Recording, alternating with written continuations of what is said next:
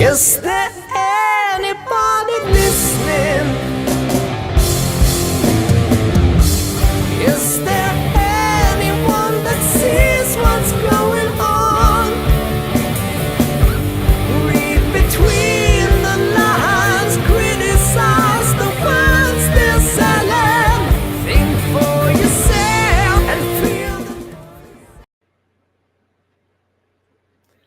Good morning and welcome to your midweek recap. I am Chanda-Masta, the Trailer Park Pundit.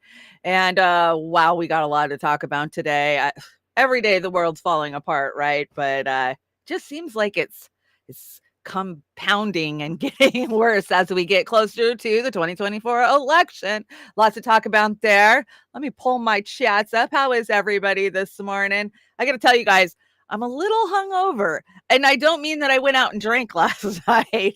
I can kind of see it on my own face. I bought these 100 milligram THC vials, and I drank one last night.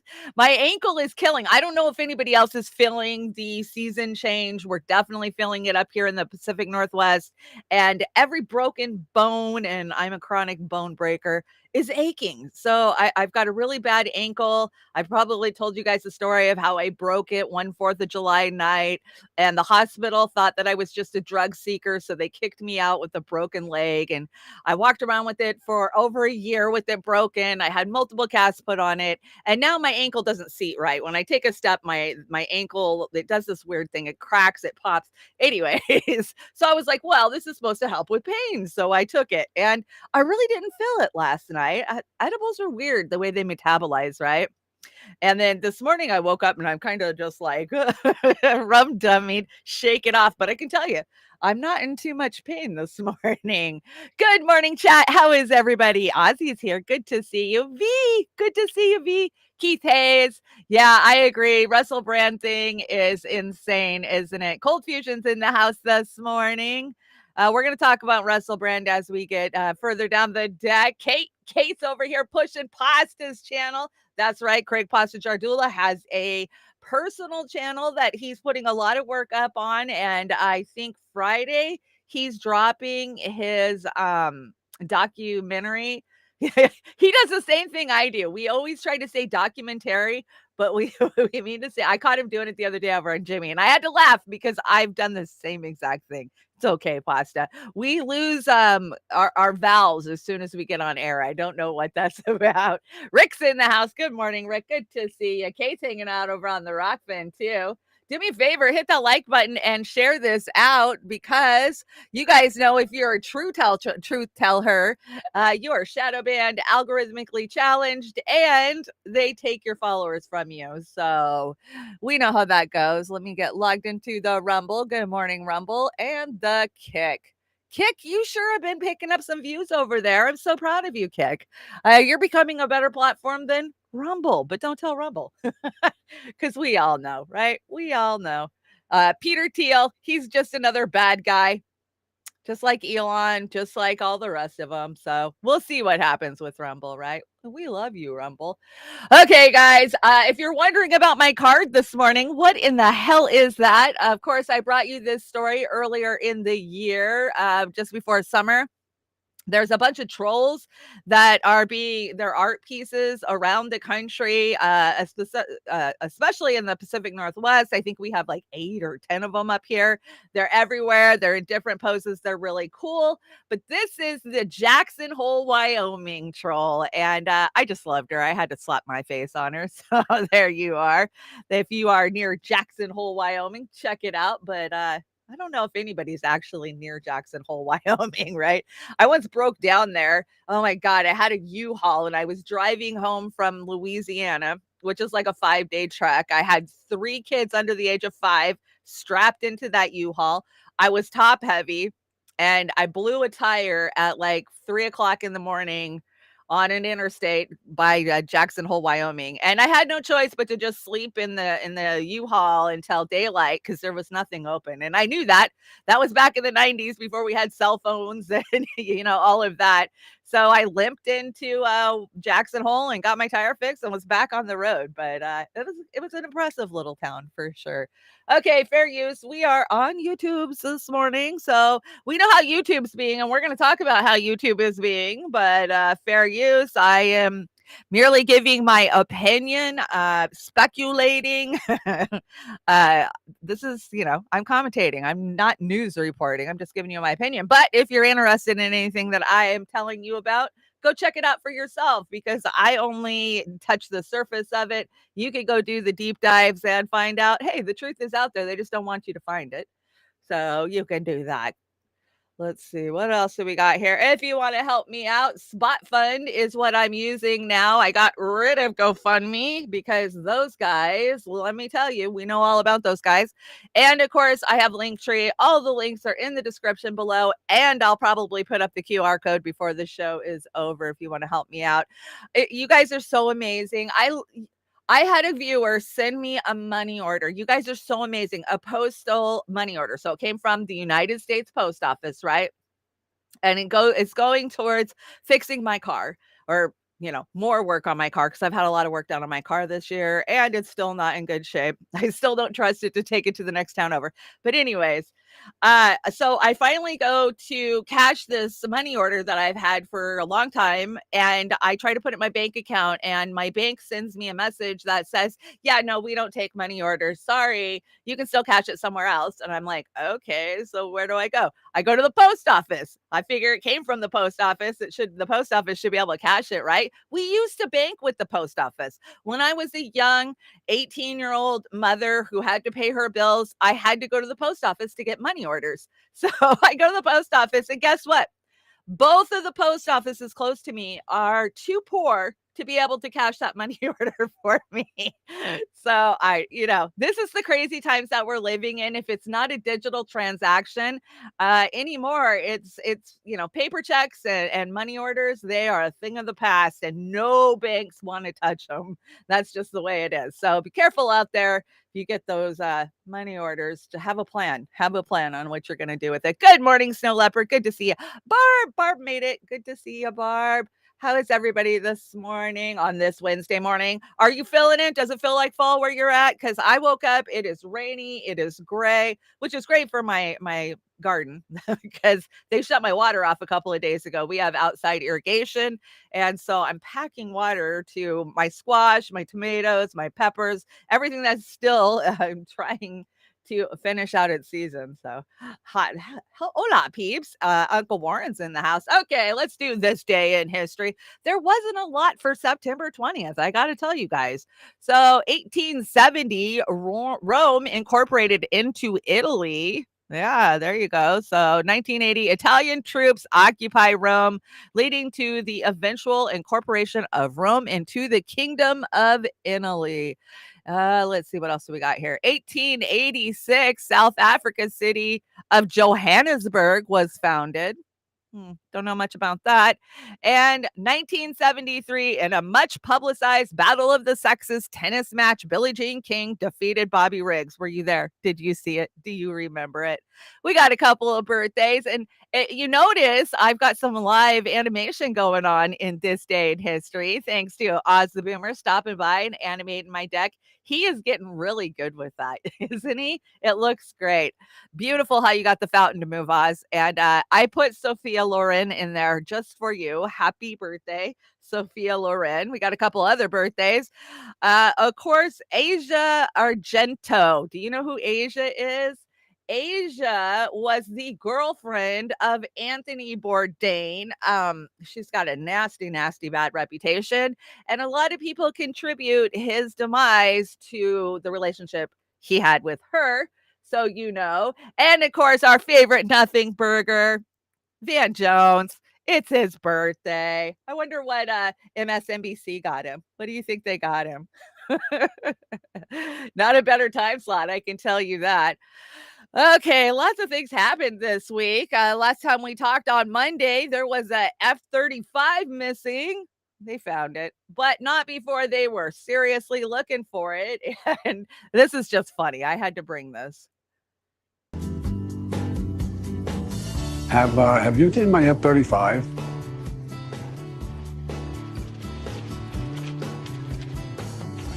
Have you seen my F-35? Have you seen my F-35? Reward if found, please call us if you see it, U.S. military. And yeah, there was a lot of conspiracies that were flying around with this one. Apparently, they said the pilot ejected. There was rumors that it had been hacked by the CCP and that it had been flown into Havana and landed at the Chinese military base.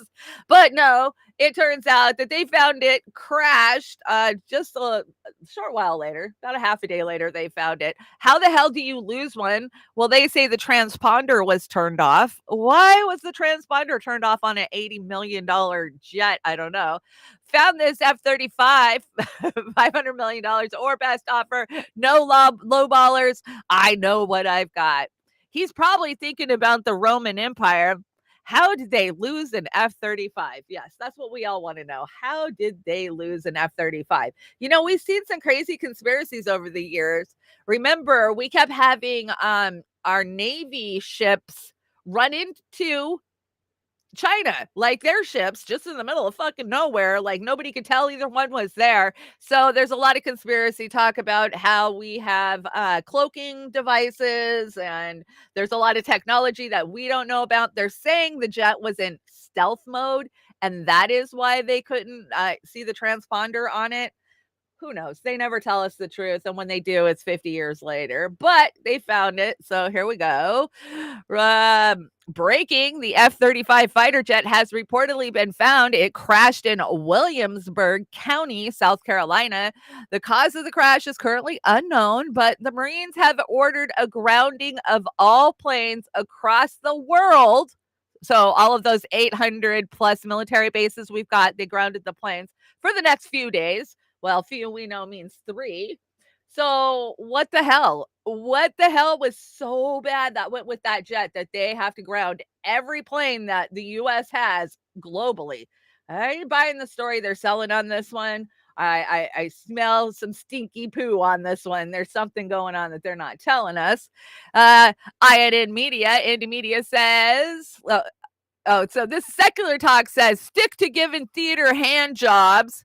And Indie Media says you should be complaining about the 80 million we've spent on the F-35 asshole, but you have to play team sports. And that's it. Kyle wants to focus on Bobart giving a hand job in the movie theaters and not anything real. We know that about Kyle, though. But check this out. Does this seem suspicious? I brought the video of the crash site, and I don't know. Much like the Pentagon, where the fuck are all the plane parts? Just saying. Debris thought to be from a Marine Corps fighter jet that disappeared on Sunday after the pilot ejected during a training mission. The pilot is said to be fine, but the incident or mishap, as it's being called, is still under investigation. I don't see any plane parts. Where's some engines? Broken up fuselage. State meaning without a pilot. But in this case, the transponder was not working and could not be tracked. Massachusetts. Okay, so I mean, yeah, there was a lot of broken trees. If a plane crashed, a jet crashed, there would be a bunch of trees and a fireball, but it incinerated everything. I'm confused. There's no debris left from an $80 million jet crashing. Just seems odd. It's always odd. Look, it just look like Shanksville. It just looks like Shanksville. Yeah, poor Shanksville.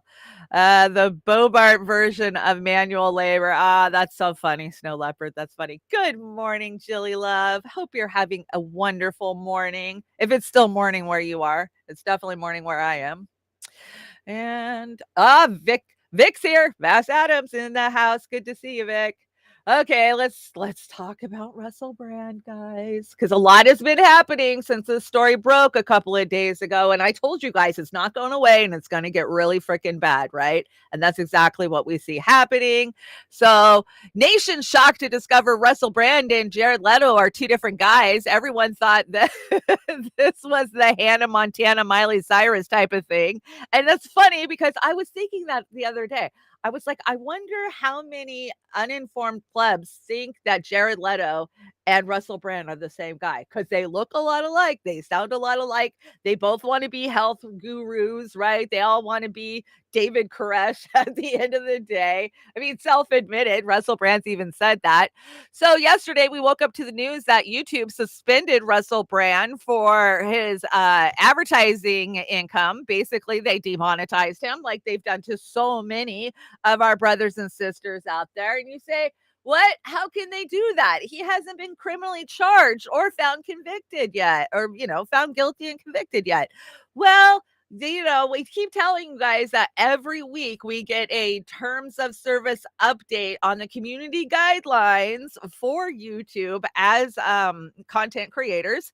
And there's this little tiny clause in there that says if stuff you're doing in your outside life reflects badly on YouTube, they can take you down. And apparently that's what they did. But we know this was a concerted effort to smear Russell Brand. We've been saying it since day one. You go out there and you watch the clips of how hard Russell's been hitting them for the last year and a half. I don't know. I followed Russell for a very, very long time.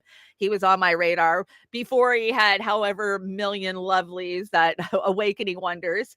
And I always questioned, like, I don't understand uh, how this guy was in the center and deepness of Hollywood, being married to Katy Perry, being in some of the biggest movies, of the early 2000s. Get Him to the Greek was hilarious. Finding Sarah Marshall.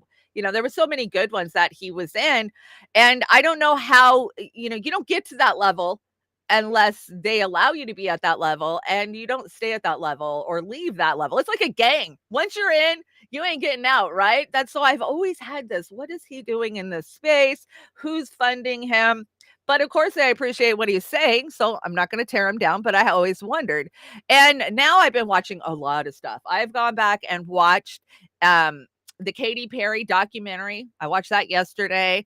That went over the time when Russell and them broke up. Oh, I was just seeing who's messaging me.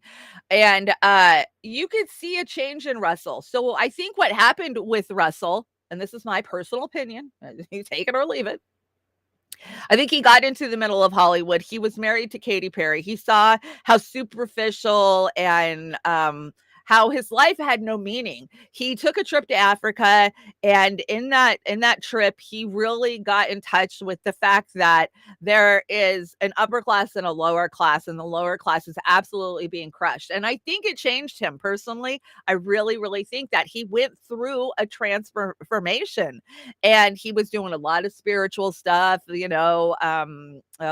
like hanging out with yogis and things like that, right? He was trying to find himself. And then of course he settled down, got married, and has had kids. We change. I am not the same person that I was 15 years ago, not even fucking close. We grow up, our minds expand. Things that we thought were concrete, we learn are transparent now. And I think he obviously changed. And did he have a bad past to this? We all saw it. We all saw it, man. And yeah, he was wild and crazy when he was young, but I'm not going to condemn him. I don't know anything about his funding. He could very well be funded by some up and coming media that wants to take the place of mainstream media, because come on, some of them do. We know that. We kind of have this cliquey mainstream media that's independent media, and Russell's in that spot. So I'm not going to tear him down because there's enough people online tearing him down. So I had to bring you guys some of the comments, my favorite comments from yesterday. Let me find my glasses so I can actually read these. YouTube suspends Russell Brand from making money off his channel. The suspension comes following publication of our and SA allegations against the British pop star, who developed into a wellness and conspiracy influencer. So Christian Drake says all it takes to is accusations, and you're erased from society. Imagine if the government froze your assets because of an accusation. Wait, they already did that with the truckers in Canada. Oh, yeah, that's right. They did. Question: will anyone boycott YouTube in response to the demonetization of Russell Brand? Answer: no. Middlemaga.com says, in related news, YouTube CEO Neil Mohan is an active member of the Council on Foreign Relations. Many of the topics Russell Brand discusses goes against the corrupt organization. This is literally fascism. Joseph Stalin would approve. Yeah, he would. The Final Podcast says Google is an arm of the state. Oh, what? Yeah, we've been telling you guys that forever. YouTube is owned by Google, owned by Alphabet. A quick look at the major investors, and we find Vanguard and BlackRock as at the top two spots. Guess who Russell spoke out against? Yes, we know. And let's see. The wildest part of the Russell Brand R accusation is that Joe Biden has more and is allowed to monetize his presidency. Oh, burn. Yeah, that was a burn. That was a total burn, right? Because we all know it. Biden has totally profited off his presidency. Pay for play is what they've all done for my whole entire lifetime. So I think the last non-crook president we probably had was Nixon. How crazy is that? Did Nixon come out of the White House and become a multi-millionaire? I don't think so. I really don't think so. So, all these monsters we grew up with, the political monsters when we were young. The whole joke in the 80s was Nixon's a crook. Nixon's a crook. Well, Reagan was a crook too. So there we go. Nancy Pelosi explaining what Democrats do. Oh, let's talk about it. What is she saying about how they smear people and they even have a name for it? Let's check it out. We call it the wrap-up smear. If you want to talk politics, call it the wrap-up smear. You smear somebody with falsehoods and all the rest, and then you merchandise it. And then you write it, and they'll say, see, it's reported in the press that this, and this. So they have that validation that the press reported the smear, and then it's called the wrap-up smear. Now I'm going to merchandise the press's report on the smear that we made. And it's a tactic, and it's self-evident. So is she saying the wrap-up smear or the rat fuck smear? I can't figure it out. Rat fuck smear sounds a little bit more like what they would actually do. This is a great meme. We had to cheat because the Americans won't vote for us anymore. And that's exactly what it comes down to. More and more and more Americans are waking up to the corruption that is the Democratic Party and that they don't actually represent the working class, do they? DC's in the house this morning. Good to see you, DC. Did anybody else stop by that I haven't got a chance to shout out yet? Of course, I got Keith Hayes earlier. So let's see. I don't know. Is it rat fuck or is it wrap up? I don't. You guys tell me in the chat. I think it's rat fuck. Oh, okay. So Harris is just so proud of these damn Dems. They're sure damn proud of themselves. And yeah, she said it, but she always says it. Ralph Nader called it rat fucked, and he wrote a book called Rat Fucked. I have How the Rats Took Congress, a signed autograph copy of it. I might have two. I might end up having to give one of those away. So yeah, I love Ralph Nader's work, and How the Rats Reformed Congress or something like that is a great little read. It was his first dig at comedy, and he did a really good job. I mean, Ralph Nader's got a little bit of a sense of dry humor, but it was pretty funny. It really was. Okay, let's hear from Harris. Over these last 18 months, Democrats have delivered. Let me rephrase that. Over these last 18 months, Democrats have delivered big time.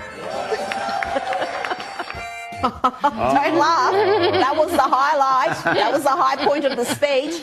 And boy, haven't the Democrats delivered big time. biggest gas prices, big inflation, more than 2 million illegal immigrants crossing the southern border. That's big. And don't forget the dramatic increase in violent crime in Democrat-run cities. How about that? How about that? You guys, she could be your next president. She could be your next president. Oh my gosh, what a nightmare that is to think about. And yeah, what have the Democrats done for you? You know, I say it over and over. We all definitely had more money in our pockets and more money in our pocketbooks under Trump.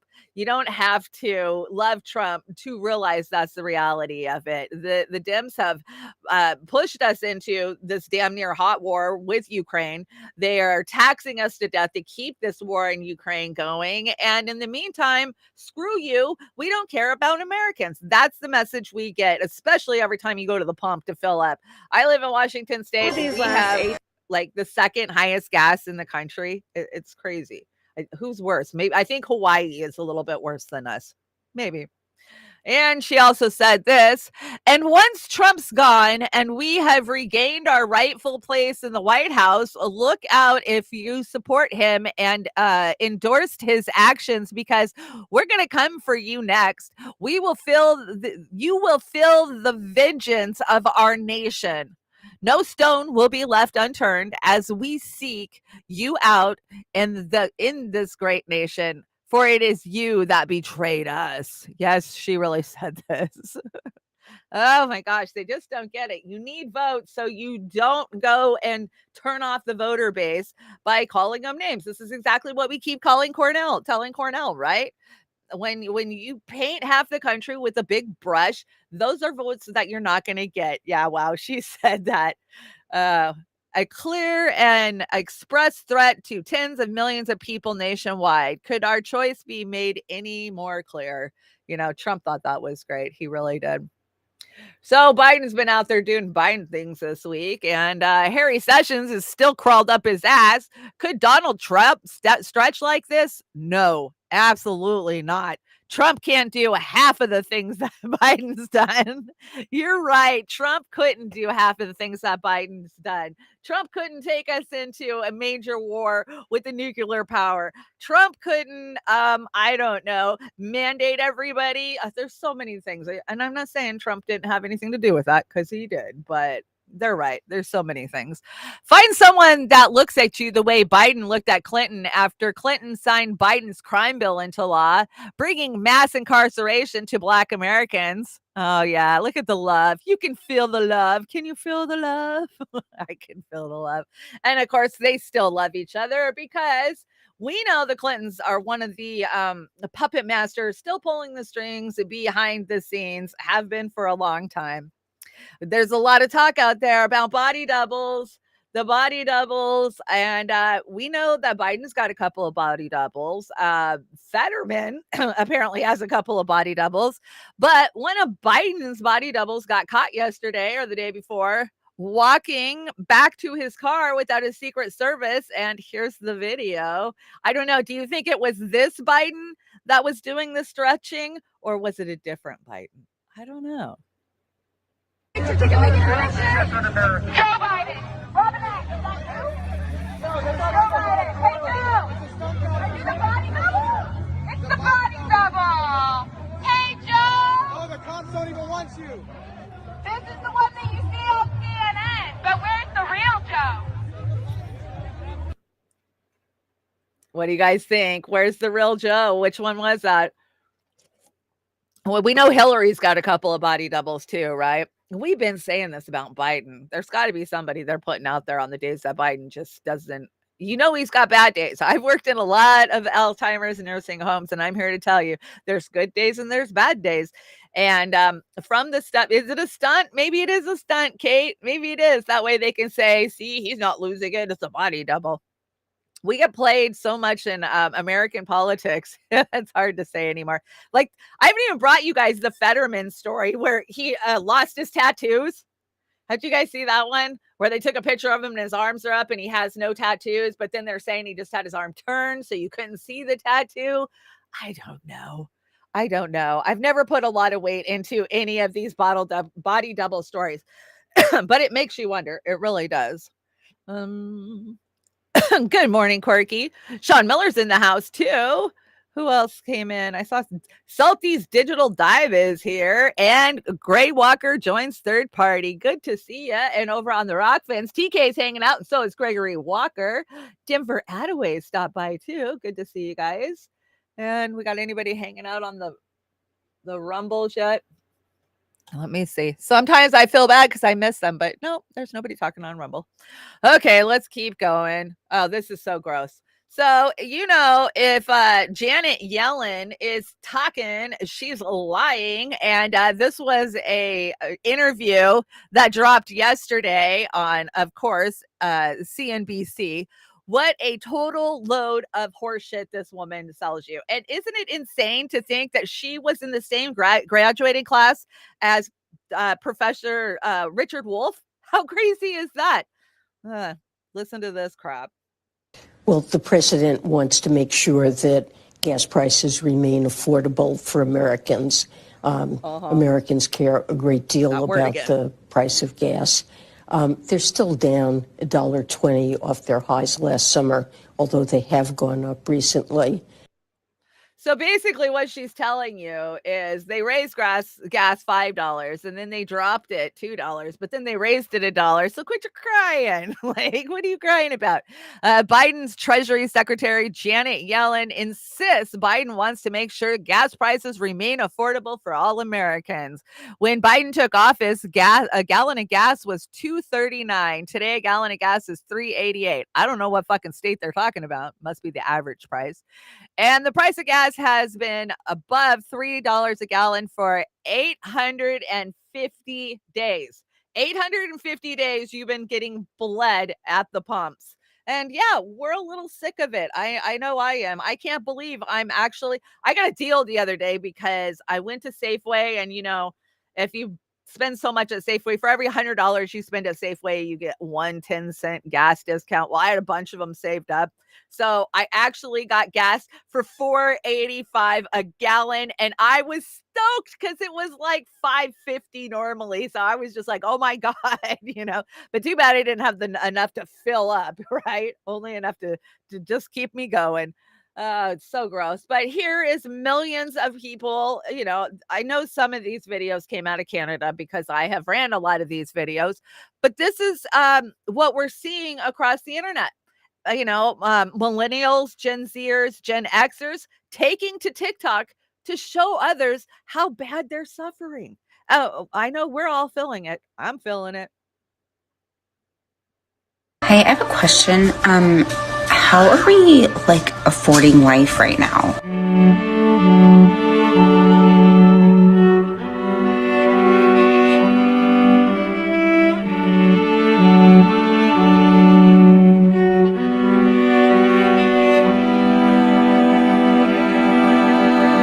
It's to a point where people can't live. This amounted to $100. This isn't even barely anything to feed me for a couple days. You're not budgeting your money. Oh, you're not doing this. Oh, you're buying coffee. And it's like, no, I'm literally not doing any of those things. I live paycheck to paycheck every week because I'm trying to pay every bill that the world is throwing at me right now. And the government's response to that is, oh, hey, everybody, aliens are real. We don't give a fuck about aliens. We're trying to afford a roof over our heads. I refuse to continue living my entire life like this. I'm not going to struggle my entire life. I'm just really tired of not being able to do the things that I want. Prices on everything are up, from food, gas, rent. Instead of $60 to fill up your gas tank, it's $140. Instead of 99 cents for eggs, it's fucking $3. Rent's going from $3,000 to $5,000. All that shit adds up, and wages aren't going up fast enough. Wages have gone nowhere. So what did most of us have to do, myself included, with the extra $400 a month I was spending on gas? I had to use my credit cards. Even with 3 jobs now, I'm not even going to make a dent on those credit card bills. I seriously want to know what the end game is, because soon we're not going to have any money for anything anymore. So why the fuck are we working so hard to make money for other fucking people to use and steal our income just for us to never see it? I don't know what to do anymore. I don't. I just don't understand. At one point, I thought I had some sort of a purpose. I'm working just to basically pay bills, just to survive. Why can't we all collectively come together and agree that we just don't want to do this anymore? If our backs are their table, what do you think is going to happen when we stand up? Oh, communist. You can't talk like that. Then you're a crazy communist or a crazy socialist. I've been called both to my face. But, you know, I got to show you guys. I got a credit card application in the mail. And you guys know I don't do credit cards. I don't have any credit card debt at all. I'm poor. My credit score has always been shit because it's always been in a male's name because I've always been married, right? And so I just learned. My Polish father-in-law, when I was 18, said, if you don't have the money to buy it, then don't fucking buy it. And I took that to heart. So I get a credit card application because I get them every day. Every day they're trying to con me into a credit card. I got this one from Capital One yesterday. But look at the APR. 30.49%. Are you fucking insane?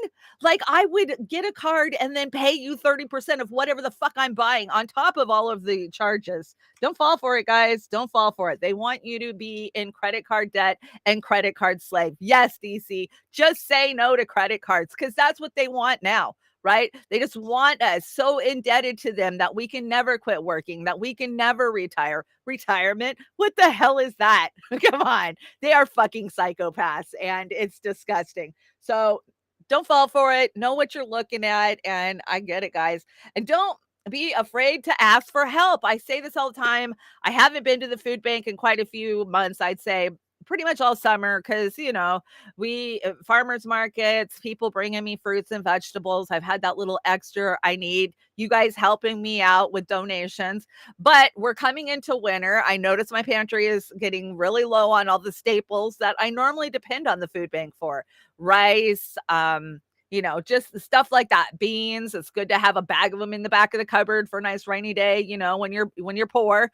And don't be afraid to go to the food banks because that's where people have to go for help nowadays. And not only is the interest rate 30.9%, but they want you to deposit $1,000 to keep it. Plus only have a $999 limit. Yeah, right. And then they hit you with all these different service fees. You get a one-time service fee of like $100 and something, and then an inactive charge if you don't use your card. Yeah, it's such a big scam. I love the American Express one where as long as you pay off the whole entire balance every month, then there is no APR on it. Like, what the hell? Why wouldn't I just pay cash for it? Because you're building your credit, right? And that credit score is the most important thing in your whole entire fucking world. That's what we've been told our whole entire lives. I want the government shut down. Pentagon warns of a government shutdown could disrupt U.S. military aid to Ukrainians. I already said I want a government shutdown. You don't have to sell me on it. Yeah, right? Right? We are hearing rumbles. Let's see. I had another one. I think I might have put it somewhere else. With Rand Paul. Here it is. So Rand Paul, today I'm putting congressional leadership and POTUS on notice that I will oppose any effort to hold the federal government hostage for Ukraine funding. I will not consent to expedited passage or any spending measures that provide any more U.S. aid to Ukraine. Of course, that is Rand Paul. And Speaker of the House, McCarthy, plans to confront Zelensky on the Ukraine funding. Of course, he's in town. I don't think I have to comment anything he said when asked about more aid. So, yeah, Zelensky is in town. And we're going to get to that, but I think we're getting to that next. Well, let's talk about AOC first. Then we'll talk about Zelensky. What is AOC doing? So AOC endorses Biden's re-election campaign, sending a strong signal of Democratic unity. Yeah, we knew that, right? This is a little bit older, but I don't know why Reuters is reiterating it on September 21st. Oh, this was 2 years ago. That's funny. Let's see, but I do love this comment. This is what I brought it from. She went from bringing the ruckus to helping them fuck us. That's a good one. She don't bring no ruckus. She just fucks us. That's pretty good. I agree. I have this sweet little neighbor guy, and he's working on my yard right now. I can hear him weed eating. He just asked, "Can I help?" And I was like, "Yeah, go ahead." So if you hear the weed eater, I apologize. But hey, I'm getting some yard work done. So Robert F. Kennedy, did you guys see this one? RFK Jr. I'm deeply grateful to Eric Clapton for bringing his musical artistry and rebellious spirit to my gathering in Los Angeles last night and helping me raise $2.2 million for the Democrats. Because at the end of the day, when you're a Dem and you raise money, you're raising money for the Democrats. We tried to explain that to Bernie. Bernie didn't get it, but Jimmy gets it. That's why he's laughing his ass off. Jimmy gets it. Right? Oh my gosh. It's, I would love to be excited about RFK Jr., guys. I would love to be excited about some candidate, but I can't be.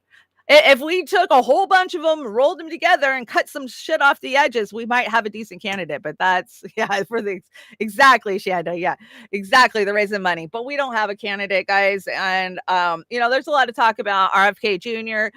Finally having it out with the Dems. They're taking delegates from him that he hasn't even won yet. And is he going to go into the general? Well, he better do it now, because you don't get to go through primary season and then get on the ballot for the general in many states. It's called the sore loser law. You can't just jump on a ballot because you lost the primary for whatever party that you ran in. So you better figure it out before it's too late if that's what he's going to do. But at the end of the day, he's just a Dem, guys, and that's not what he's going to do. And his tongue bath to Israel, every time he opens his mouth, just makes me run the other damn way. Do you guys see Sean Penn? Oh my God. I didn't bring the original like on Monday. Everybody was bringing it, and I was just like, yeah, it's probably old and worn out. But Turncoat Don did an amazing job of making it better. So let's check it out. He wants more money, he wants more weapons, and he wants war. They need more ammunition, more long-range precision weapons, and yes, fighter jets. The issue really is that right now they're dying. Every day they're dying. So what we're waiting for seems to still be attached to this, I would argue, overcautious concern related to nuclear weapons, because for one thing, if we're going to live in a world where a bully with nuclear weapons runs the show, there was a former intelligence officer I'd spoken to in Ukraine at one point. He said, he doesn't want to live in that world, and Ukraine won't. And so I just think we have to make a clear decision to start saving lives, saving infrastructure, and what that means is supplying the Ukrainians. They have no interest in having Americans or others in the fight. They're ready to take the fight themselves. And their ability to transition on these platforms, be it the F-16 or when it comes to the Patriot, is not. I don't think there's been an honest conversation about how quickly they can transition. I think there's a lot in the air about how long it takes, how maintenance, fueling, all of that. But there are many ways in which that can be, sped up tremendously. He is not worried about it at all. And damn that. I know you guys can hear that weed eater now. If I can hear it, it's super loud. But yeah, he's not concerned about, but he's very scared that Putin has weapons and we must fight. Of course, the background movie was The Day After, which was a movie that came out. We should do that for movie night. It was a movie that came out in, I think, like 84, 85. I remember it coming out as a kid, and my dad worked at the Pacific shipyard on nuclear subs. So I was very scared of this when I was a kid. I remember I couldn't sleep after this movie came out, and I was crying. It was 1983. Okay. And I was, crying. I couldn't sleep. I was 10 years old. And I remember Dad coming in and sitting down next to me in bed, like, it'll be okay. You got to understand that if one of those did go off, honey, we are so close that you wouldn't even feel it. You'd just be vaporized in an instant. Because that comforted me as a child. Are you kidding? Yeah, when you live close to PSNS, the Puget Sound Naval Shipyard, as a kid, you knew that we were definitely a spot that was going to get hit, along with Keyport. And I'm only 100 miles away from that now, but there's a big mountain between us. So I'm hoping if the wind's going the other way, I might be okay. Fuck Sean Penn and the horse he rode in on, that guy. We know that he's a COINTELPRO, CIA. The CIA has a history of tapping musicians and actors because, hey, they travel around the world. They talk to diplomats. They're a good person to put in there. And what else has Sean Penn done in the last 50 fucking years? We know what you're all about, Sean Penn. Yeah, duck and cover, Salty Digital Dive, because that'll protect your ass, right? There's no Republicans and Democrats. Divide and rule. This is a transnational crime syndicate masquerading as a government. Ding, ding, ding, ding. We have a winner. That's exactly what we live under. Jason Burmis did a really good interview with David Icke the other day. Go check it out over on the Rokfin. And, David Icke, he's got so much to say about these transnational criminal syndicates that have completely controlled the media, the narrative, and, therefore they control all of us. And that's what it comes down to, is the control. So they've got this dancing performer out there this week. Of course, he's in town. Breaking, Zelensky has just arrived at the UN National Assembly to demand another $24 billion in U.S. tax dollars. Oh, and it looks like they're going to give it to him. They're so happy. They're so happy to see him.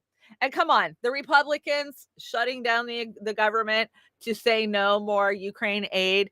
That's not what's going to happen. And we know that's not what's going to happen.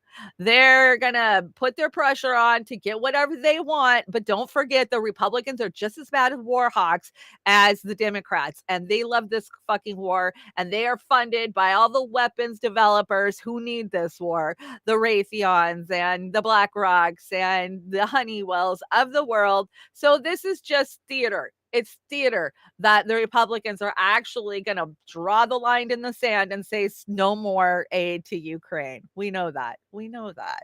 And besides, they need this war to continue on because they have a ton of toys they need to test out, right?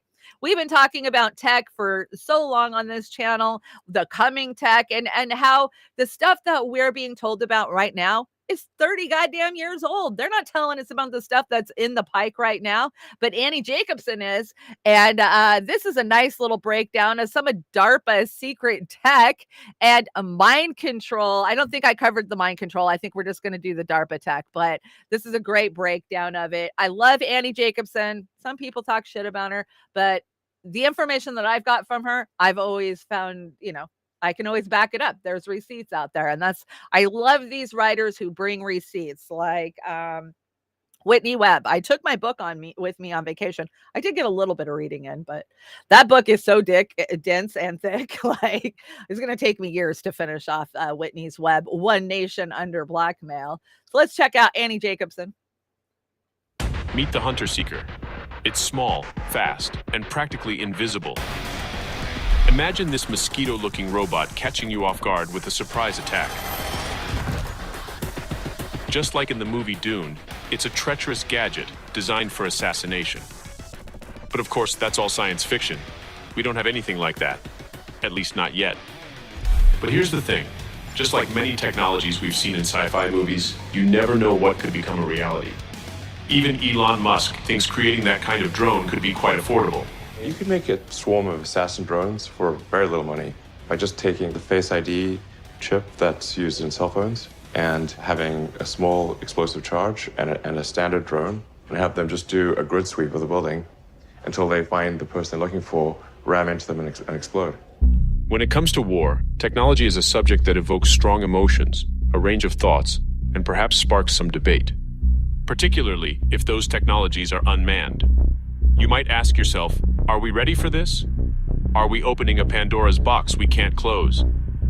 As unsettling as it might be, investigative journalist and author Annie Jacobson has unveiled some more controversial projects you may not like, and it comes from DARPA, or Defense Advanced Research Projects Agency. There's a moth, so there's a Mandica sexta moth, that's what it's called, it's a large moth, and DARPA scientists put brain chips into the larva.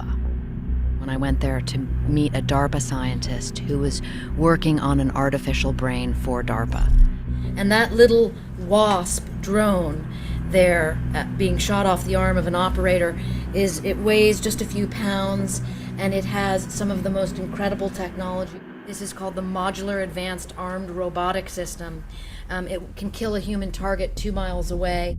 It is no secret that the U.S. government channels a significant amount of funding towards its defense agency. As reported by the Department of Defense, the Biden-Harris administration submitted a proposed fiscal year 2024 budget request to Congress. The request amounts to $842 billion for the Department of Defense, an increase of $26 billion over last year. With resources of such magnitude, we can only speculate about the advanced technologies on which they're working. What could they possibly be planning? Could the implications alter our understanding of warfare? Let's take a closer look at what they've been investing in. We all know Atlas. This agile robot, built by Boston Dynamics for DARPA, can perform a variety of natural movements. Its creation marked a leap toward accelerating advancements in the world of robotics. The dream is to engineer robotic comrades that could stand by our side, ready to lend a helping hand. But at the same time, DARPA also funded this modular robotic system. It can kill a human target 2 miles away. It has everything that was ever designed in Vietnam, shrunken down to the size of my fingernail and more. This unmanned vehicle provides a range of options, from non-lethal to lethal. It was designed for military reconnaissance and frontline safety, a transformative process that blurs the boundary between human judgment and automated response. Does that make you feel uneasy? The crux of the matter is who's accountable, who's deciding, and who's safe from potential hacking in this world of unmanned systems. And it's not just the robots. The WASP-3 AI-enabled drone that Jacobson mentioned is also reported to be developed under DARPA's micro-vehicle program. What they're doing is taking audio of an area. So, for example, if a unit goes into the war theater and they understand that there's a terrorist hideout over there, they'll send the WASPs in, and they will be taking video and audio in real time. Similarly, China's increasing their number of drones and tweaking some older design to make them way more sophisticated. They want a military that can employ artificial intelligence, autonomous systems, and generally a lot more unmanned systems. Without a doubt, drones are going to be important in war since they are a growing trend for future combat. Okay, so next show, I'll bring you the mind control, and send me any of the mind control stuff that you have, because they really are related. When she's talking about how they put that microchip in that moth larvae, and then when it became an actual moth, they had control over it. Well, if they can do it to a moth larvae, what do you think they can do to us? Like I said, Jason Burmas had David Icke on, and they really talked a lot about Elon Musk and how everybody thinks Elon's the smartest guy in the goddamn world. You know, he's coming up with all this tech, but we know that's not what Elon is. Elon is kind of a the dirt doof guy. He's a good entrepreneur. I will give him that, but he's not creating this technology. And technology does have, it's because DARPA is decided to make him the leader of it, right? And so, and they all come together. If they have control over our minds, they have control over everything, which they already have control of half the freaking population's mind without even implanting anything into us, right? But they're getting really, really close with these neural implants that, of course, Elon has been working on Neuralink. And why is Neuralink so important? Because it will be the first bridge between our brains and our technology interfacing together. And he wants the patent on that. He wants to be the one who who pushes the fact that you can control your phone with your brain. he already says you're already a robot. You just don't know how to use your shit yet. And basically that's what Neuralink's going to be. So a lot of scary shit coming down the pike with tech. And you guys are so right. I have the best informed chat in the whole world. You really are, because you guys listen to some of the best truth tellers out there. And yeah, we know what's coming, and you guys know what's already being used. Jilly was talking about Israel and their swarm drones. Of course, we know that they've had fully autonomous robo killers on the lines in Israel, right?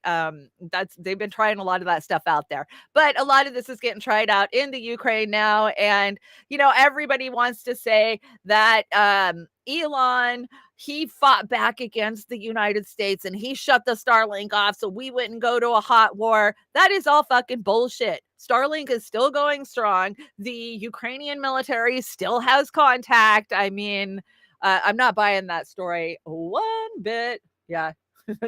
Bad robots. I agree, Fred Edwards. Let's see. NATO chief warns that there will be no quick ending to the Ukrainian war. Oh, you think? No, there won't be, because exactly what I just said. They need to play with all their toys, right? And they need to make new ones. Think of all the money that's coming down the pike for them, so that way they can invest in new technologies. JP Morgan CEO demands that the world government seize private property to save the planet. Oh, yeah. What a POS, right? That is Jamie Dimon, right? Is that who that is? Are we shocked that the CEO wants the world governments to seize private property to save the planet? Because that's what's coming, right? We already see that happening, especially with the pipelines. They just come in, they'll take your land, and we're putting this pipeline through. But yeah, they got to save the planet, taking your stuff one thing at a time. The Clinton Global Initiative was this week. Did you guys see this crap? Oh, it's so nauseating. So nauseating. So, of course, you got the new head of the Soros Foundation, George Soros' son, Alex, who just stepped up, hanging out with Gavin Newsom at the Clinton Global Initiative in New York today. Oh, yeah. He wants to hang out with the future president, right? Because I got to tell you guys, there's a lot of talk that they're going to shove Gavin Newsom down our throats when they finally do away with Biden, because they know they can't win with them. So why not get into the general and then say, well, Biden's got a lot of health problems. His doctor says that it's just he can't. It's not, it's too bad against his health. He can't run for president any longer. So then they're going to say, well, Gavin Newsom stepped up. He's such a good guy. He's willing to take the baton and take it all the way. That's what they're going to do. I freaking have a feeling if it's not Gavin, it's going to be one of those damn Clintons, like Hillary. I keep telling you guys that. I don't think that she's gone. And we keep hearing stories about how the Clinton Global Initiative is moving the pieces on the board so that way they can get back in the fight, because they're bored. They miss politics. The face you make when you tried to kill everyone and accidentally woke them up. Oh, Gates, what'd you say?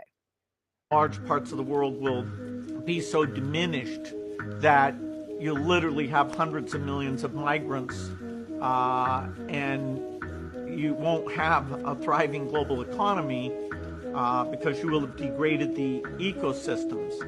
And there is no quick fix to that thing. Unlike the magic vaccine, their brain never develops, they grow up stunted, and so the human potential is not there, and you're caught in a trap of instability and malnutrition. The pandemic, there's a lot of crazy conspiracy things out there, and that, is widespread, and, the beaches in lots of places will be gone. Why do you say that? People who suffer by far the most will be the poor. So it's very unjust. And he smiles about it. The people who suffer the most are the poor. And then he cracks a big old smile, and it's unjust. These guys get off on the fact that they're crushing the bottom of the pyramid. He is ridiculous. I agree. In so many ways. I mean, all of the industries that he's put himself in, he owns more farmland than anybody in the United States. Of course, his mystery meats, I won't even get started with his global depopulation agenda, right? We've covered that so many damn times, but he's not the only one with the global depopulation agenda. And Last American Vagabond. So Clinton Global Initiative announces a new proposal. So yeah, they are going to rebuild Ukraine. So the last 2 days, I've got the article here. We'll go over it. Ryan Christian over at the Last American Vagabond says, so after all that we publicly exposed in Congress about the Clinton Foundation, the pay to play, and worse, the egregious criminal conduct by the Clinton Foundation in Haiti, etc., here they are right back at it in the middle of Ukraine. Of course, it's Ukraine. And let me take a quick look at this article and see what they're promising. Announced that it will announced a new organization. So they're calling it something else, which means it's a subsidiary, right? Some kind of shell corp. And they're going to rebuild Ukraine and provide humanitarian aid to those impacted by Russia's 18-month invasion, just like they did to Haiti. Remember all the good the Clintons did for Haiti? Oh, that's right. They did no good for Haiti. If anything, there's a lot of speculation out there of the terrible shit that they did to the children of Haiti. And some of it's not speculation, because remember, there was actual people that were prosecuted that were from the Clinton Foundation for that type of stuff. Let's see. Announced the Ukraine. It's called the CGI, the Clinton Global Initiative Ukrainian Action Network. I love when they come up with these really original acronyms and names, right?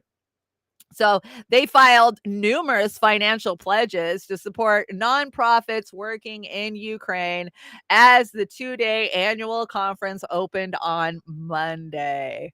So let's see, they're going to design to so they're going to mobilize their partners and other leaders from around the world to create finances and new commitments for Ukraine. But that's all we're told it really is. They never give us any details about what they're actually going to do. They use those damn keywords like,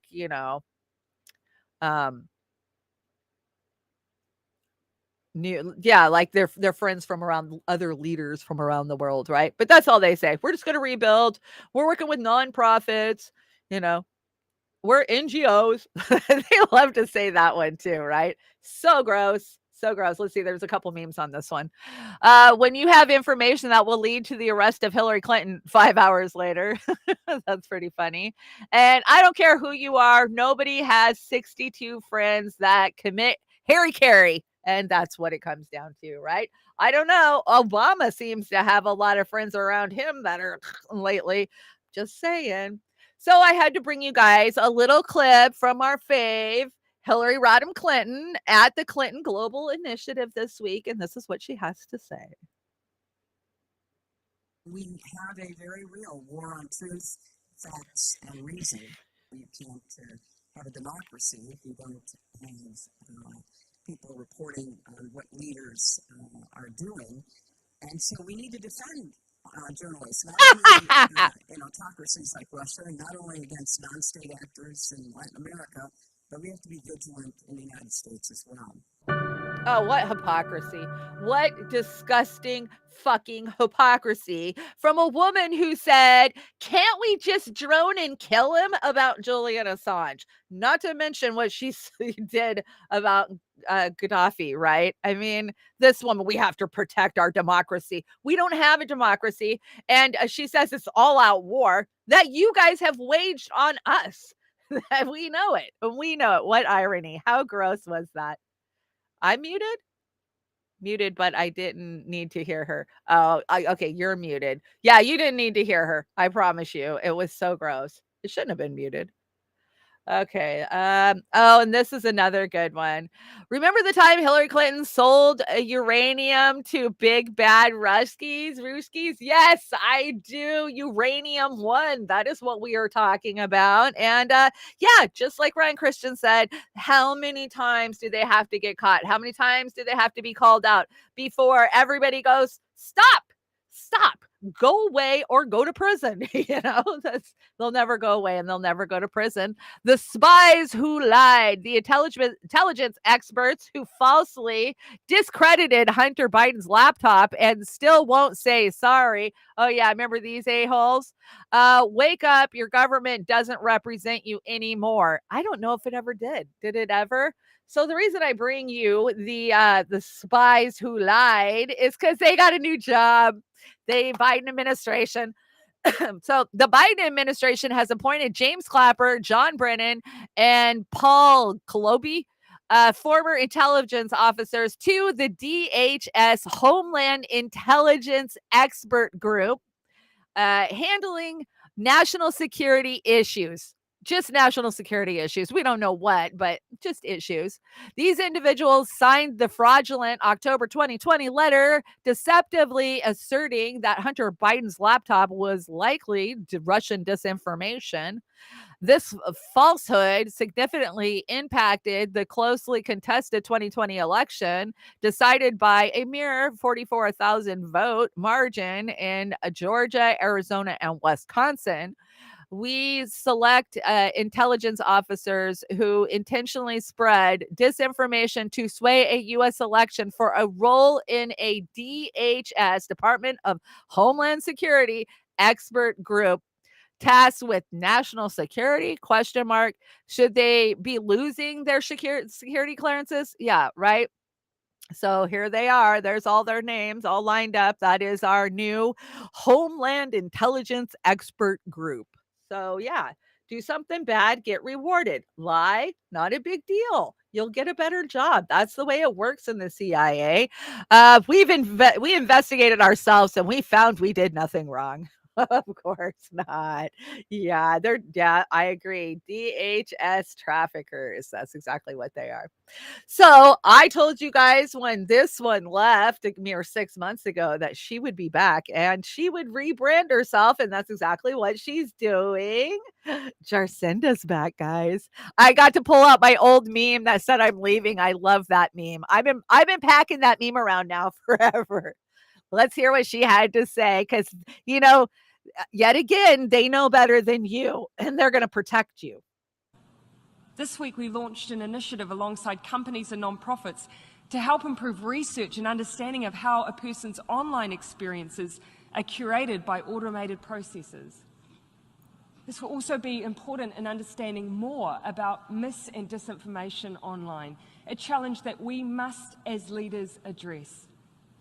Sadly, I think it's easy to dismiss this problem as one in the margins. I can certainly understand the desire to leave it to someone else. As leaders, we're rightly concerned that even the most light-touch approaches to disinformation could be misinterpreted as being hostile to the values of free speech that we value so highly. But while I cannot tell you today what the answer is to this challenge, I can say with complete certainty that we cannot ignore it. To do so poses an equal threat to the norms we all value. After all, how do you successfully end a war if people are led to believe the reason for its existence is not only legal but noble? How do you tackle climate change if people do not believe it exists? How do you ensure the human rights of others are upheld when they are subjected to hateful and dangerous rhetoric and ideology? The weapons may be different, but the goals of those who perpetuate them is often the same: to cause chaos and reduce the ability of others to defend themselves, to disband communities, to collapse the collective strength of countries who work together. Exactly what you guys are doing. But we have an opportunity here to ensure that these particular weapons of war do not become an established part of warfare.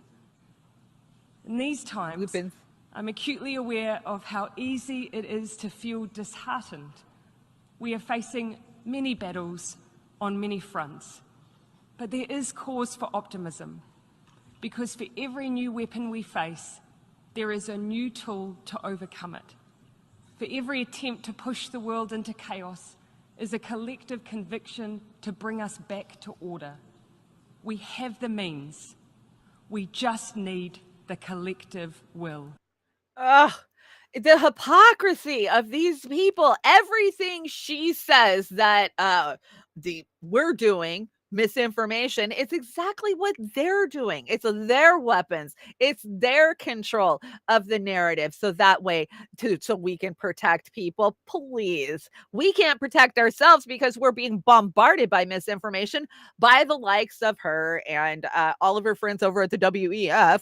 We saw her back with Justin Trudeau this week. Do you guys see that make out fest? Oh, it was gross. It was so gross. Oh, so good to see you. Yeah, they're like brother and sister who grew up together, and now they're pushing their diabolical plan to take over the world for Uncle Klaus. And that's what I see with these guys, and you guys see it too. And yes, I think there might have been a little bit of ball action on that meme. I didn't make the meme, but I think the meme is hilarious. And yes, Dennis's wet dream for sure, that woman is. You guys are too funny. So while we're talking about climate change, did you guys see what happened yesterday? Let's check this out. I do love what they're saying, but this is a climate action. I want to say this was the Sunrise Movement. The rich, tax the motherfucking rich, tax the rich, tax the motherfucking rich, tax the rich, tax the motherfucking rich, tax the rich, tax the motherfucking rich. So I want to say that was at the FCC or the federal whatever stock exchange yesterday. Of course, they blocked the entrances. Bankers couldn't get in. Oh, sad bankers, I'm sure. But you guys know, I just love this meme of this picture of Cornell. I love it. And just a reminder of his campaign manager is with her and always has been. So I'm not talking shit on Cornell. I'm just telling you guys the truth of the matter. He hired a Clintonite to run his campaign. And whatever that means to you, if that means that you can't support him, then it means what it means. If you can overlook it, well, then you're probably overlooking a bunch of stuff. That's the way I see it, because living through what we lived through with those goddamn people in 2016 and 2020, I don't know how you could turn and pivot. We were stabbed in the back constantly as Bernie Sanders supporters by these exact same people who are now running the Green Party and are going to take a third party candidate to beat the Dems. No, you don't hang out with Hillary Clinton and then 6 years later you're beaten Hillary Clinton. That's not how it works. I do love that picture of Cornell. I just love that, when you open the Harvard yearbook, that's the picture you see. That's just funny. Okay. By all means, tax the rich. Democracy demands it. But talking about it like it's necessary to fund the federal government is detrimental and harmful to progress. And that is the bottom line, right? Can we pretend like we can't fund this country? Because we're having no fucking problem funding Ukraine. So, tax the rich because we need bridges and tunnels and schools and whatnot. Okay. But the reality is they just print money. So we could have these things if we really wanted these things, is the way I see it. He's going to pick Nina or some shitlib as VP. You think so, Jilly? I don't know. Maybe he'd pick Nina. Maybe. But I think, I don't know. We'll see. We'll see. Yeah, MMT, right? When you learn MMT and you understand that the U.S. budget is not like your home checkbook, and that taxes don't fund spending and they don't fund programs, right? Because they can just write down numbers and print them out. That's what they do. Then you realize that we could cure homelessness in this country. We could help people to have better opportunities. We could fund schooling, right? We could have roads that don't tear our fucking cars up. But no, we need Ukrainian war, and that's what we're going to get. So till we, the people, say enough, we can fund all the things that we need to do in our country and fight back, we're going to keep buying shit we don't want, like a Ukrainian war. I had to bring you guys this story. So our little Peruvian aliens, they got an autopsy, or they got an x-ray this week. What did it say? Any excuse to use my favorite meme, Oz. You know I will. I love the gray Chanda and Oz. It's my favorite. Remember these little guys from last week? Well, these so-called alien corpses have now undergone lab testing. Yep, that's right. They've had a full CT scan and X-rays. The bodies were presented to Congress in Mexico last week by a self-proclaimed UFO expert named Chime. He claimed they had been discovered in Peru in 2017 and were 1,800 years old. His presentation went viral, with many calling the bodies aliens. The so-called corpses have been tested by Jose de Jesus Zalce Benitez, reportedly a military doctor and forensic expert, who says the specimens each belong to a single skeleton and have not been manipulated. But the findings have been widely disputed by scientists. Last week, a NASA scientist responded to the news and urged the men to make samples available to the world. Yeah. Give us some damn DNA samples. Let all the scientists run tests on it. Don't just go, oh, we did an x-ray and yeah, it has vertebrae. Because that's basically what they did. Such bullshit, right? It's just like that video we just watched where the guy was like, we don't give a shit about aliens. We're dying out here. Like, we don't. And especially ones that come up to your knee. I mean, how scared would we be if we got invaded by 2-foot aliens? I don't know. But I'm sure they've got much bigger friends like Oz and I, right? Remember these little guys? Oh, come on. Don't play. Move over to the next one. Oh, of course. Rep Lauren Bobart, theater guy, ain't getting a second date. He's a freaking dim. Yeah, we were reporting this when it happened. She said she got hooked up on a blind date and that she was set up. A lot of people are saying this was a setup by the Democrats, and I'm just saying she didn't have to act that way. So how did they know, Bimbart, Bimbobart?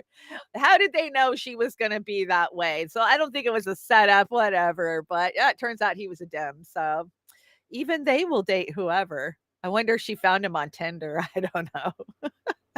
So gross.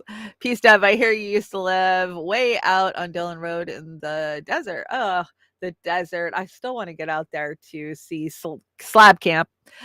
This video, I give you guys viewer discretion on this. Oh no, this isn't the bad one. Never mind. I didn't bring the bad one. There's so many videos of the police lately, right? That some of them are so bad.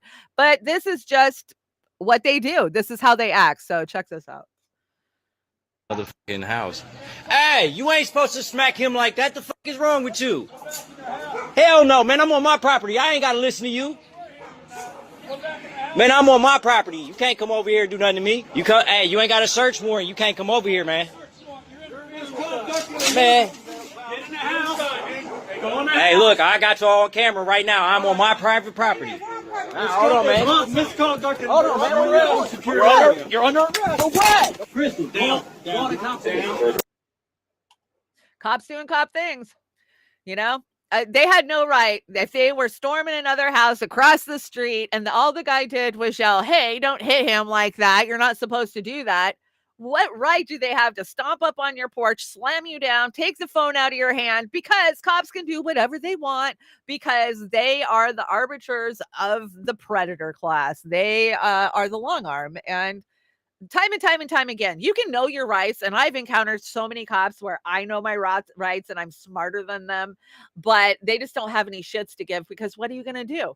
What are you going to do? You're going to sue them. You're going to tell on them. You know, they don't care. And as we get further into this dystopian future we find ourselves headed towards, they're going to get worse. They're going to get much worse. So, I mean, we know how bad that could go. We didn't go there. So that's trespassing. I agree. It's so gross. It's so gross. Cops doing what cops do. So hopefully that video got out there. Maybe somebody got reprimanded, right? Or put on leave with pay, you know, or got put on the desk for a week because you were stupid enough to let somebody record you acting that way. Because that's what it comes down to. They don't want to get caught acting that way. They'll still be acting that way. That's what they do. Okay, I didn't bring this story just because it's bullshit, but I wanted to bring you a picture.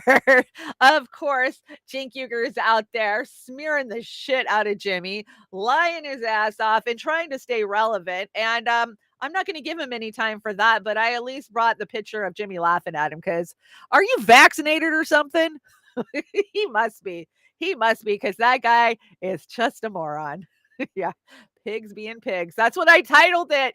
That's when I load these videos into my computer. I just like think of something off the top of my head and I just put pigs being pigs because that's what they are, right? Oh, that's so disrespectful. How dare you call them a barn animal? We know what the pigs were about in Animal Farm, Orwell's Animal Farm. Go read it if you haven't. I thought it was a mandatory reading in high school. I don't think it is any longer. This is a funny story. Let's see here. So in 2014, a Russian man attempted to rob a hair salon. However, the plot took an unexpected turn when Olga Zedjak, the owner of the salon, overpowered him, tied him up. Then she force fed him Viagra and used him as a sex slave for 3 days. Oh my gosh. This is from creepy.org. And yeah, that's a funny freaking story. Can you imagine? You try to rob a salon shop. Next thing you know, you got a gimp ball in your mouth. It kind of reminds me of that Tarantino movie, right? Oops, I didn't see that one coming. Okay, guys, this show, I thought I had a bigger show today, but I have a lot of memes. So we're going to spend a lot of time in Meme Alley today. We got lots of memes. The memes have been off the hook this week. And as a culture, we now communicate in memes. And I know some people are like, why would you bring memes to your show? Because you guys write me and you tell me, hey, we love Meme Alley. And so I've been pouring on Meme Alley. Okay, you guys know on Monday, I brought you the report of free burgers. Yesterday was International Burger Day. And some of our favorite fast food restaurants, Pulp Fiction, thank you. Some of my fast food restaurants are giving out burgers. So Burger King had 50-cent burgers and Wendy's had 1-cent burger, right? Did anybody go partake in the Wendy's burger yesterday? I didn't, but it has a new name. It's being called the Zombie Burger. So, who had Zombie Burger for September? Yeah, in this dystopian future. And pretty insane that 90% of food in grocery stores didn't even exist 100 years ago, and neither did 90% of the diseases. Yeah, that's something to think about. I'm really getting into this mindset of how many ingredients are in it. Can I say the words that are in whatever I'm trying to eat? I guess that's what it comes down to, for eating healthy nowadays. So hard. It's so hard to eat healthy. I'm trying so much harder. I know a lot of you are. All you can do is just fight through it every day. And if you backslide, get back up. Yeah. And okay, I ate a cinnamon roll yesterday. I won't do that again all week. That type of thing. You got to just keep going because, yeah, rotting mystery meat. What was in those burgers? How do you sell penny burgers? Now, we know Wendy's has always claimed that they're 100% beef, right? Where's the beef?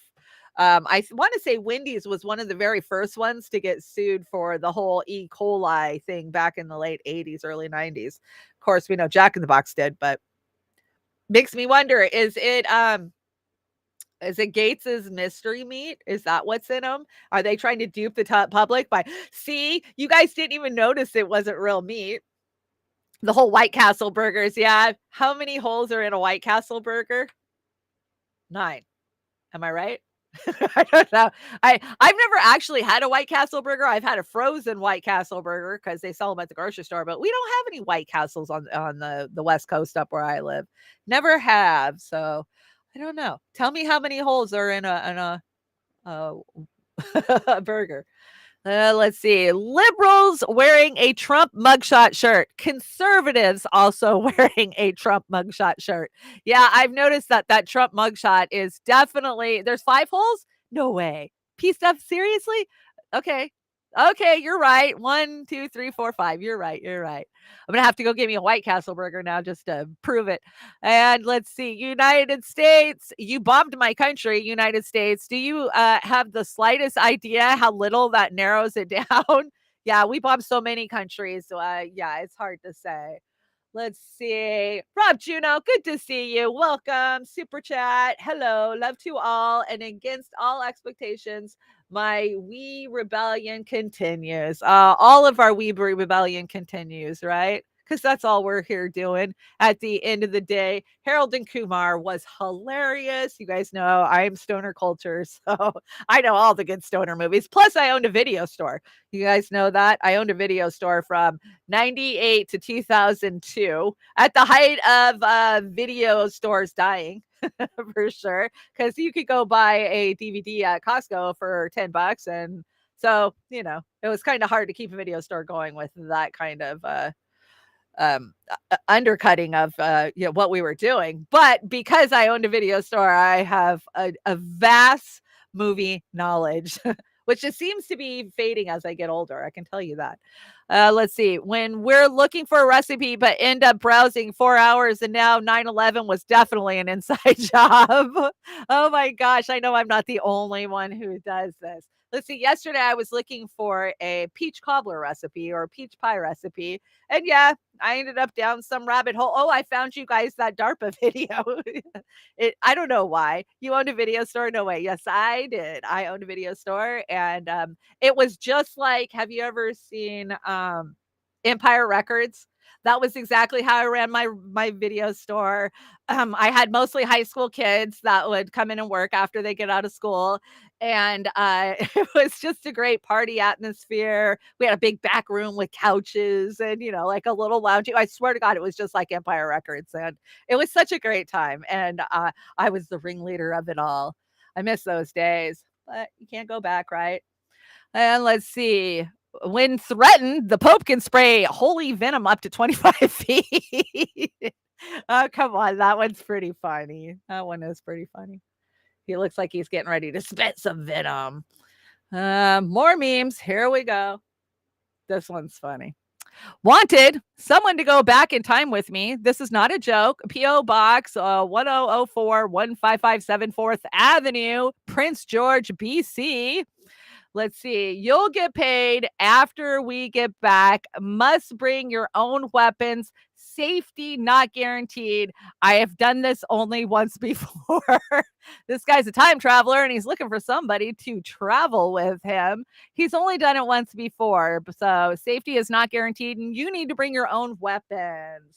I got a new weapon this week. Guess what I got, guys? I got a big old can of bear spray.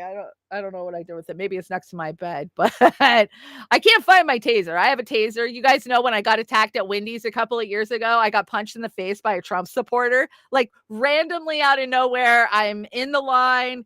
He's just sitting there. I don't know what he was doing. He didn't move his car forward. So I went around him and got back in line. And then like 5 minutes later, he comes running out of Wendy's, sees his truck is not moved or because nobody was in it. And he runs over to me and I'm at the order window and he punches me through my window, my rolled down window in the face. Then he jumps in his truck and he takes off. Well, there was plenty of witnesses. Everybody saw, everybody got his license plate. But anyways, my daughter at that time was like, Mom, you need to start carrying a taser. These Trump supporters are freaking crazy, And yeah, he went to jail and I pressed charges. I did. When a random stranger has enough anger to attack a woman, and this was a big dude too. Like I want to say he was like 6'5", probably close to 300 pounds. When he has the balls to do that to a woman he doesn't even know, what's he doing to the woman he knows? And that was my take on it. But I've packed a taser around ever since then. Tase. But I can't find my taser now. I don't know what I did with it. So and now I got bear spray. I figure bear spray will knock somebody down as much as my taser will. Me getting executed in 2030 for owning things and being happy.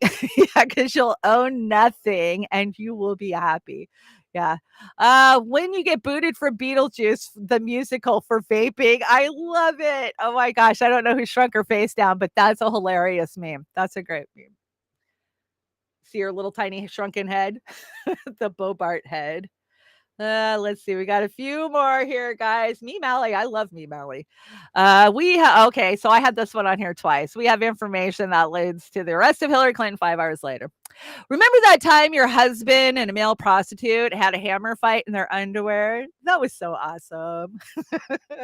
Oh, rest in peace, Chris Farley. He made us laugh so hard. Gosh, it was so sad when we lost him, right? Him and John Candy. I think they went around the same time and it really hurt.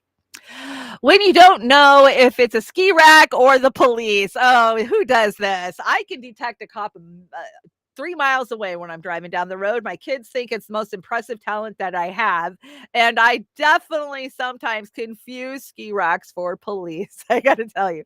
Or the push guards, right? If they have a good push guard. Oh, I didn't have my other light on. Now I glow. See, now I show you guys my secrets.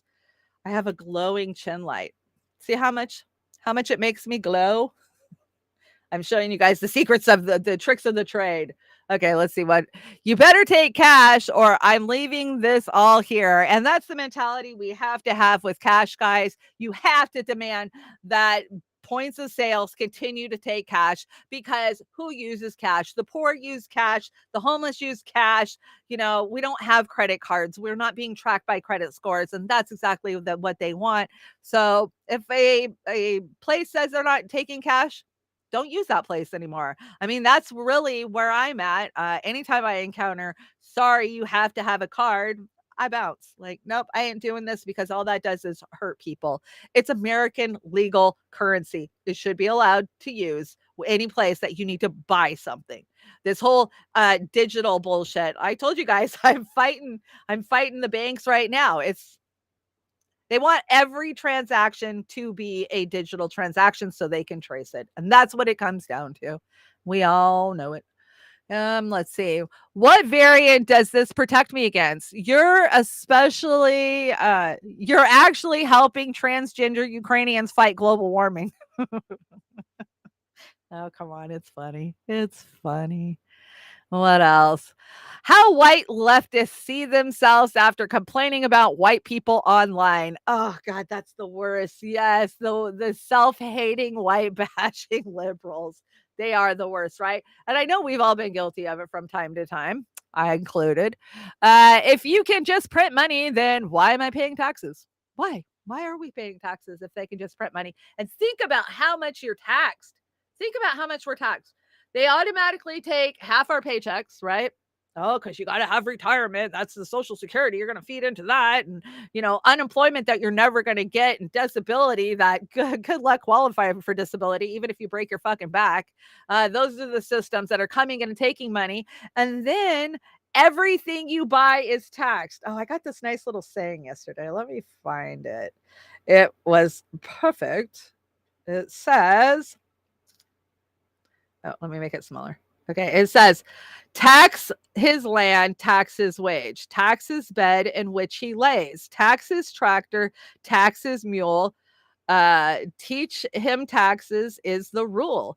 Tax his cow, tax his goat, tax his pants, tax his coat, tax his tie, tax his shirt, tax his work, tax his dirt, taxes chew, taxes smokes, teach him taxes are no joke. Taxes car, taxes grass, tax the roads he must pass. Taxes food, taxes drink, tax him if he tries to think.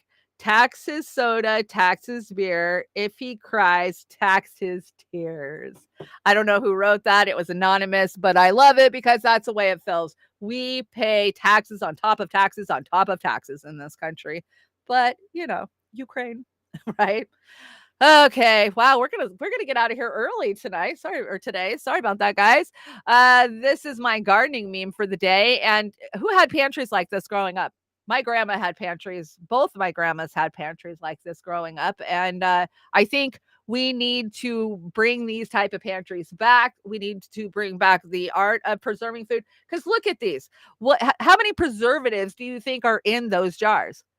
There's probably none. You probably got some green bean and some salt, or maybe some peaches with a little bit of simple syrup. I mean, that is the way we used to eat. 1, 2, 3 ingredient food, not 50 ingredient foods that we can't even comprehend, can't even pronounce, right? So that's what it is. We saw some good move yesterday at the Washington Post, or on the 19th. Yeah, 19th was yesterday. 64 Australian parliamentaries called for the release of Julian Assange. Did you guys see this? Very, very good. Keep putting the pressure, keep bringing the pressure for Julian Assange. I'm so glad to see so many Julian was trending yesterday. I mean, that's because of you guys. I mean, that is the Assange movement out there, not letting his name be forgot about, not letting, the mainstream media just brush it away. So we will keep fighting for Assange. And you guys, let's write Assange. Write him. It's so easy. There's the address. Mr. Julian Assange. There's his prisoner number and Belmarsh, and just screenshot it real fast and you can get it. and send him a postcard. I mean, send him. Everybody loves getting a postcard, right? But especially if you're somebody who's been living in a, what was it, an 8x5 cell. I brought you guys his cell dimensions a couple of days ago, and send him a postcard, send him a letter. Doesn't have to say anything other than thank you for telling us the truth, and we're here fighting for you. That's all it has to be. Gray Walker says salt, sugar, vinegar, lard used to be the preservatives of choice. Yeah, right. For 200 years. I mean, you go back to the 1800s, the early 1900s. That's exactly how we were preserving our foods. We were dehydrating them. We were canning them. We were freezing them. This convenient food is poisoning us, and we know it. So it might be convenient to go get a package of something, dehydrated or full of preservatives, but when you can just make it yourself. Let's try harder to eat better. Everybody, right? Everybody. It's okay if you break and you have that cupcake every now and then, but as long as you're eating real whole foods, you're not going to feel as bad, right? And that's what it comes down to. Joey's Coffee. Have you guys had Joey's Coffee? Oh my gosh, it is the best coffee. And you can get Joey's Coffee by reaching out to Oz over at Beauty and the Boomer. And Christmas is coming. And you guys know Joey's Coffee is one of the best Christmas gifts. I'm not even joking. Or the dandelion teas. Joey's got a lot of great teas too. So the dandelion teas, I took camping with me. If I feel like crap, like my stomach's upset or I just don't feel good, I will drink a dandelion tea. I swear it just something washes over me and I feel better. So check it out. Let's see. Beauty and the Boomer will be back this Saturday, and Oz has got a good song picked out for us, and he's really animating our cards so nicely. This one's not animated, but I know the one that's going up is going to be, and we're having so much fun. We're kind of getting back in the grind of things since I've been off for 2 weeks, so this will be a good show. And let's see, what else do I got coming on? Oh, you guys know Pasta is dropping his documentary on Friday. You have to be subbed to his personal channel. So go over, Craig Pasta Jardula. Do me a favor, follow our brother Pasta. I haven't talked to Pasta much because he's big time now, but I still love Pasta and I'm still going to support him. So I know he's stopping over at Jason Burma's tomorrow too. So you can check that out. Of course, he'll be doing the rounds. Let's see if we can get him to stop by our show. He hates my studio because it makes his picture fuzzy. So I don't know if he'll stop by or not, but we'll try. Hey, Kim Carr, what's up? Vinegar. I love vinegar. I could drink straight vinegar. There's some people who can, there's some people who can't, but I am definitely a pickled type of person. I love anything like that. Convo Couch yesterday was okay. I was just Pasta and, they were talking about the F-35 that was missing, I think, but it was a good show. Ew. TC, see, you're one of those that doesn't like vinegar, right? Cold Fusion hates it. He won't touch anything that's pickled, and I want to put pickled everything on anything. Yeah, I get it. I don't like onions. Anybody who eats an onion to me is just out of their mind. That smells like a dirty, rotten foot. Why would you eat it? But I get it. I get it. Some people love them. I'm not one of them. If I find an onion on anything I'm eating, I'm done. I sorry, I can't eat it. Like, I'm getting a little better, like with salad onions. I do like salad onions. I can eat them in a salad. Hey, Wesley, good to see you. Let me shout out the Rokfin while I'm here. Hempcar, thanks so much for joining us. Gregory, good to see you this morning. Denver Attaway, Repo Man. Emilio Escobar. That was a great fucking movie. Repo Man. I love that. Men at Work was a great movie too for Charlie Sheen. Not a huge Charlie Sheen fan, but that was a great movie. Who else is in here? I'll have to look at the links you sent me in a second, Hempcar. Normally when I go off the air, I go click all the links because you guys send me good stuff. Hello, Teresa. Good to see you. Fred Edwards. Fred, you're the best. Always sharing our stuff out. We appreciate you more than we can tell you. TK, good to see you. Dina Morgan, welcome to the chat. I see you're spamming us, but that's okay. Stick around. You can learn something. I get it. And of course, Keith Hayes is hanging out over there too. Good to see you. SF Thomas is in the house over on the YouTube. Hi, SF. Rick, thanks for joining me. Of course, DC, he's just, I made DC gag with the whole drink vinegar thing. I'm so sorry, DC. Chili, good to see you. Thank you so much for joining me. Oh, Chili, you sent me a bunch of stuff. I need to get moved onto the deck. I get brain dead and forget. Pasta Show link. Thank you. Pasta Show link is in the chat. Make sure you click that and go sub. I'm sure he'll put it up on Cavo Couch, but I know he's trying to build his personal channel. So let's get over there and follow him on his personal channel. Snow Leopard, thank you for joining me. Gamer's in the house. Good to see you, Gamer. Hi, 4737 Carlin. Who else? Vic's here. And Gray Walker joined third party. Good to see you.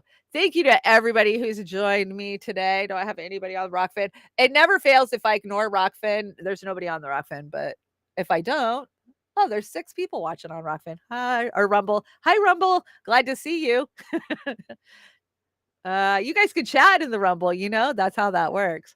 Okay, guys, I think we're getting close to out of here. I got a lot to do today. I got to start shutting down the garden, cutting all the dead stuff back. I had like 35 sunflowers grow, and only one of them actually turned black and gave me sunflowers. They all stayed white. I mean, they're sunflowers, but they don't have the black streaks in them. I don't know. Maybe it was the Miracle Grow I gave them.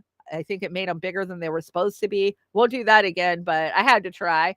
If you want to help me out, you can hit my Spot Fund or you can hit my PayPal. They are in the links below with the link tree. The link tree, I believe, has the links to Joey's Coffee down there too. So you can always get to Joey's Coffee that way. Okay, guys, let's see. What are we doing this week? Beauty and the Boomer on this Saturday. I'm going to be on normal schedule next week. And then the following Saturday, the 30th, we will not be on air because Amber and I are going to be busy hosting Technology, Radiation, Health, and Your Future in Port Townsend, Washington. We like to do occasional hands-on type of meetings, and it helps us get out there and network and meet people in our area. And I'm looking forward to it. We haven't done one in a long time, and I used to do like 3 of these a month. So if you can join us, come on over to Port Townsend and learn about radiation and technology. And let's see, what do I got for a closer? We got White Girl Sticks Baby. Now, I just came across this song. This song is going to be a big hit over on TikTok. I don't TikTok, but I came across it somewhere else. And I actually tracked the whole song down because I love independent artists. And you guys know, I've got this new genre I'm really clicking in, and it is country rap or country hip hop. Who knew country hip hop was a thing? But it actually is a thing. And more artists are kind of doing this crossover country thing. I want to say she's from the great state of Indiana. And you can follow her. White Girl is her channel. And this is called Sticks of Baby. Thank you guys so much for joining me today. Sorry, we're getting out of here a little bit early, but I go late a lot of times. So it evens itself out at the end. And I'll see you guys Saturday night for Beauty and the Boomer. You guys have a great Wednesday, and see you this weekend. So I was born in the country, right? So I just went to YouTube, looked up country hip hop instrumental. We gonna just go with the first one.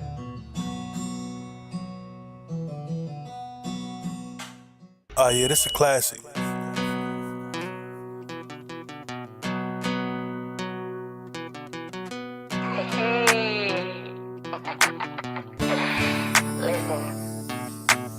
I was just a baby hunting white-tailed deer. I'm a little thuggish, let me make some clear. I was born in the woods. Daddy pulled me out the sticks and then he threw me in the hood. Grew up in the city, ain't been country in a while, but I still like to chill around a big bonfire. Maybe raise a little hell. It's a party in the barn, everybody grab a bell. We can throw it back, we can get it cracking now. If you got a problem, ain't gonna be no pistol packing now. We fight it out. If you disrespect me, I'ma hit you in your mouth. Daddy raised a rebel, please don't get me fired up. A little bit of country with a whole lot of thug. We can kick it in the sticks or we can slang it in the slums. A trench, baby, but I can take it all back to the sticks. Yeah, my mama was a white trash chick, and now I'm hitting licks and toting that blip. The streets made me, but I was born in the sticks, my baby. Sticks, yeah, my mama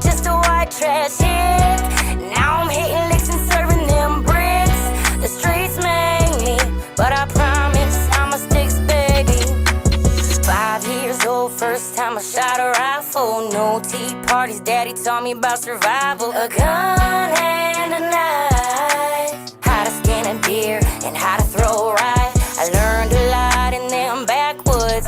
Then daddy moved me out to the back hood. I went from stacking wood to smoking backwoods. Now I'm walking around with that MacBook. Ooh, hot damn, by the age of 13. The woods to the hood, now I'm running them streets. My city made a demon, but my daddy made me. I'm a trench baby, but I can take it all back to the sticks. Yeah, my mama was a white trash chick, and now I'm hitting licks and soaking that blick. The streets made me, but I was born in the sticks, my baby. Sticks, yeah, my mama just a white trash chick. Now I'm hitting licks and serving them bricks. The streets made me, but I was born in the sticks, little baby. But I was born in the sticks, little baby. Yeah. I was born in the sticks, little baby. Sticks if you wanna, goons, I got a lot of them. If you wanna start a problem, we can put around the corner with the sticks. Yeah, my mama was a white trash kid. Now I'm hitting licks and serving them bricks. The streets made me, but I was born in the sticks, my baby. Sticks, yeah, my mama was a white trash kid. Now I'm hitting licks and serving them bricks. The streets made me, but I was born in the sticks, little baby. Yeah. I'm a little thuggish, but we can get country if you wanna. You feel me?